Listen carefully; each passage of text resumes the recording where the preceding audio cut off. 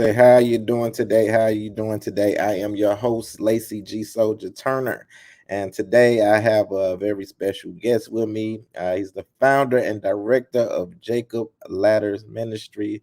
He's been doing this thing. So we about to get into this interview. We got the amazing, wonderful, talented Pastor Alfred Long. Welcome to the platform. Thank you. Can you hear me? Yes, I can hear you good. Good. All right. I always have to do that, with the technology. I might be speaking into just a screen. Yes, hey, look, I definitely understand. So, let's get into this. I want to let the people know a little bit about you. Can you let the people know where were you born and raised, and how was your upbringing as a child? I was born in Chicago, Illinois, on the South Side, and I had a chaotic upbringing. My father was an alcoholic, and he was also an angerholic. I call it an angerholic. Seems like he was mad at everybody. But I grew up as a kind of rebellious kid. I was always the one. It's on Halloween. I was breaking windows, throwing eggs. But then that progressed. Mhm. As I grew older, then I started experimenting with alcohol at the age of 12. And Wow. actually, I was expelled from eighth grade for being drunk. So, and then that escalated, to marijuana, then pills, and then anything, cough syrup, anything that could get me high. And I started snorting heroin. And Wow. yeah, at 16, I'm like, man, you was young. Oh man, I was young. I was, ooh, yes, yes, sir. I was young. And just going through that experience. I went through juvenile. I was in juvenile for 16 months because my parents basically said they couldn't do anything with me. So they thought it would be better for me to be in juvenile than to be on the streets. Because had I stayed on the streets, I probably would have got killed or OD'd or something, or did something crazy and ended up in the penitentiary.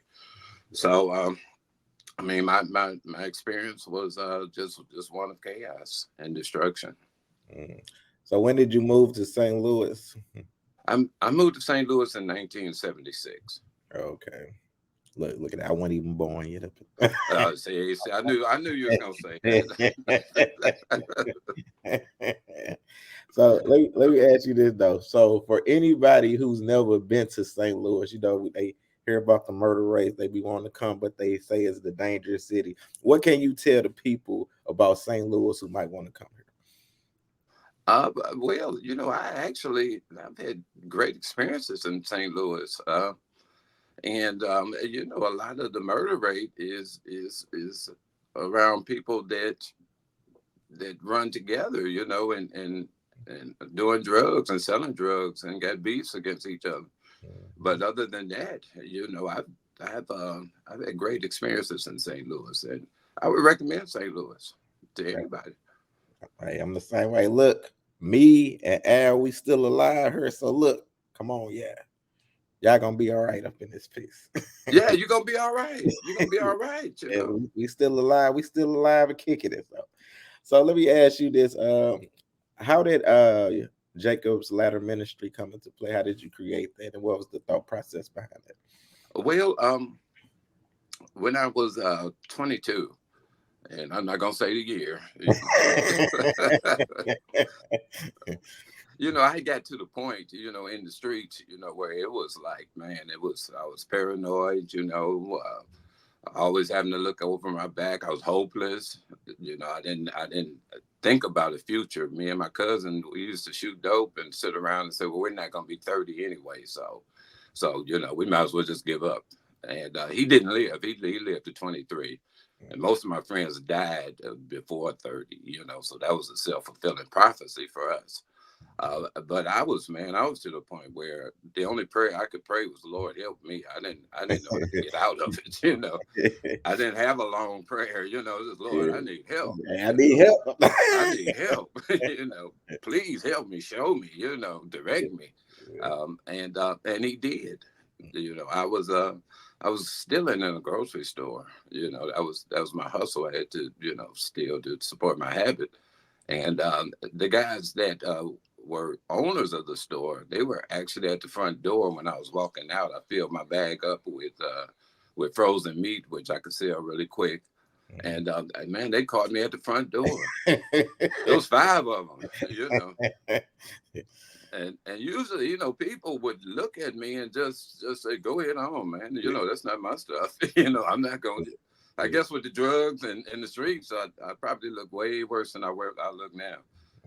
But they took me in the back and they prayed for me. I was waiting for them to call the police, which I was used to jail. And I mean, but when they prayed, I was really uncomfortable. I was like, man, what's He's going like, what's going on? on? you know Call the police. But they prayed for me and they told me about a Christian drug program, Teen Challenge. And it was at that program, that I decided. My father, I was 3 weeks into the program, and I was just gonna stay long enough to, get my health back, and then I was coming back to the streets, because I love the streets. But my father called me 3 weeks into my stay there, and he told me that cuz had died. That was my first cousin.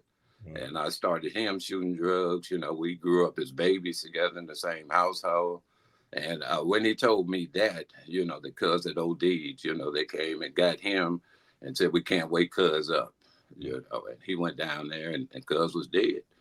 So that's when I really decided I need to go. I need to make a change, And I still love Chicago, but I had to make a change. I had to get out of there, And so Jacob's Ladder came about as, I had a passion to give back. To guys and women that came up in that same environment, to show that there is hope. You don't have to die in the streets. You don't have to OD. I like that. And I also saw that you have something called the Break the Cycle Scholarship Award. Could you explain it? Okay, to break the cycle, we partnered with Greater North County Chamber of Commerce, and it was for high school students who came from parents that are incarcerated. And with my life, I started young, so it's students, to give them hope, to let them know you have a future, you've got a lot of potential, that you can take advantage of. And the scholarship came about to just give them a little push, a little push to keep going. Okay. And then I also saw that you have, I guess, a support group that you do for families and friends with incarcerated loved ones. Can you tell people about that support group? Oh yeah, yeah. Monday was our first meeting. And the thought behind that is, I've been doing prison ministry for 45 years. That's longer than you're old too, also, right? So you weren't even born. I know. I'm gonna beat you to it, Yeah. right? But I've been doing prison ministry for 45 years, and I know the importance of family support. Not only to them, but the trials that they go through having someone incarcerated. So the support group is for families and those that are formerly incarcerated, to come together and support each other. That's nice. That's nice. I love what you're doing. Can you tell the people, because I think this is very important. Can you tell the people how important it is, I guess, to have like a life coach in their life? Okay. Well, a life coach basically, you have mentors and life coaches. Life coaches are kind of like a person that'll walk beside you, and recognize the potential that's in you. I'm not telling you what to do. You're telling yourself what to do, and it's your plan, not my plan, but I'll help you along the way, as you go through your plan, do your plan. But a life coach is important because, we all need that support. We all need that push, at times. And just to get that push. And then you'll be surprised at the potential that you have. Mhm. Hey, look, hey, he telling the truth. Yeah, get y'all a life coach. Right, exactly. Get a life coach. Get a life coach. So I saw something else that I wanted you to explain to. I think you said I conducted a first graduation of the Bait of Satan 12-week curriculum. Oh yeah, yeah. See, I be doing my research, man. I see. See, man. I'm glad I'm really doing that stuff. But yeah, the bait of Satan. If you haven't read that book, it's all about forgiveness and offense. And I know that a lot of problems that we have in life, especially for those that are incarcerated. I mean, you came up rough, and you just you might not have that forgiveness. You got grudges and things against your parents or whoever. You know, and but what that does is it enables us to forgive, and when we forgive, that takes the weight, man, of that hate and things off of us, And I had the first graduation Monday, and men actually cried, you know, because that weight was gone, man. Yeah. We go through life blaming everybody, the system, anybody that we can blame, you Facts. know, except ourselves. you know, Facts. Never, it's people don't never want to always self-reflect. somebody else's fault. Exactly right. And we can find a lot of that. But I mean, the bait of Satan makes us, deal with ourselves, deal with those offenses that we have. Okay. So, what would you say, I guess, is the overall goal or vision of, your ministry? Okay, basically, in a nutshell, is that we connect people back, to their families. Well, first to their faith, to their family, and then to their communities. Okay. And yeah, and we believe, man, the strongest force to build our communities back are those that came out of that and go back and teach lessons, teach the Okay. right lessons. Okay. So I see you've been doing this for a while now. What would you say on your journey? What would you say has been your greatest challenge? Man, the greatest challenge. Well, one of them is red tape, with the systems, Mm, going through the bureaucracy and it's a challenge sometimes. The administrations, they look at the faith-based programs as not necessary, and sometimes they look at it as okay, this will be a hindrance, this is going to be a hiccup in my day. So fighting through that red tape and being patient, because it might take a long time before you can get in there. um, Also a challenge is coming to grips with everybody's not going to get it. yeah, definitely. Yeah. It's going to be some people that slip through the cracks, Mm, and realizing that, and just coming to the conclusion that one gets it, that one person might influence 1,000. yeah, definitely. You Okay. On the flip side of that, what would you say has been your greatest accomplishment?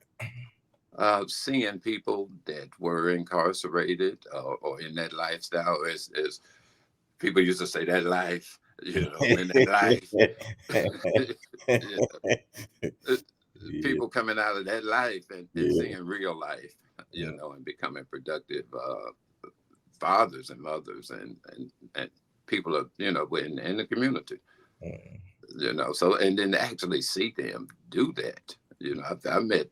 I met numerous people that remembered me from prison mm. prison ministry and say, one thing you told me that really stuck with me, and I'm like, wow, I don't even remember you, He said, I don't even remember saying right. I don't remember that. And you remember that one thing, that. and that enabled you to change your life. Mm, Uh, that's a beautiful thing. So, yeah.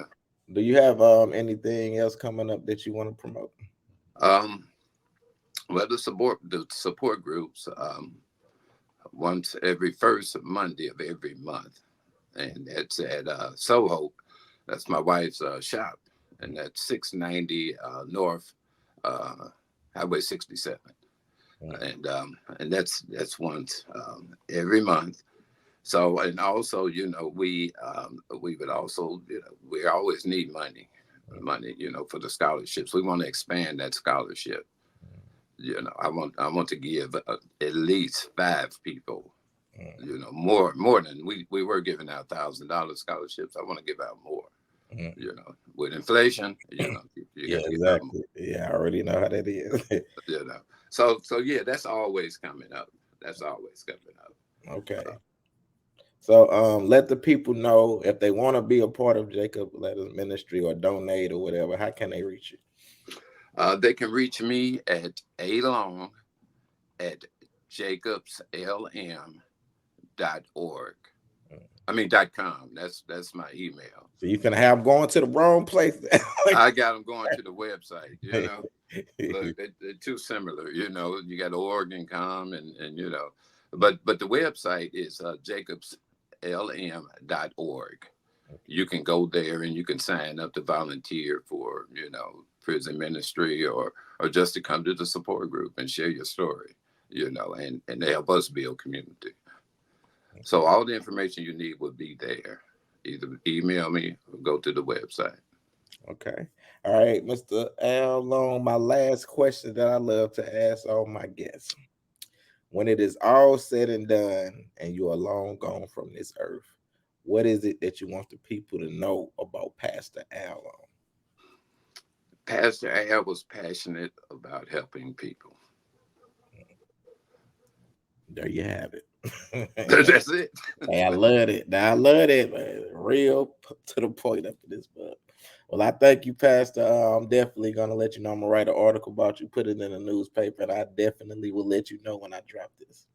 All right. Well, thank you so much for your time. No problem. Keep doing them great things in the community. As long as God strengthens me, give me strength, I'll do it. All right. I'll speak with you later. All right, man. All right, Bless you. bye-bye. Bless you.